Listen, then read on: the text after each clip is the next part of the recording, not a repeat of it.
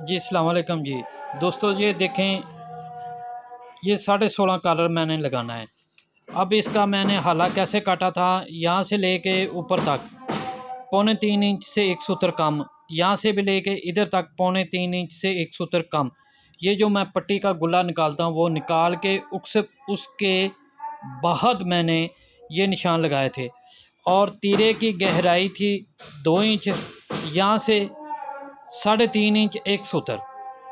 यानी कि ये असूल है इस काम का कि आप जितना यहाँ से हाला फ्रंट का रखेंगे, जितना इधर से रखेंगे इतना ही इधर से रखेंगे, और यहाँ से जितना रखा है इसको बढ़ा के आप ये तीरा 1.25 इंच ज़्यादा यहाँ से रखेंगे।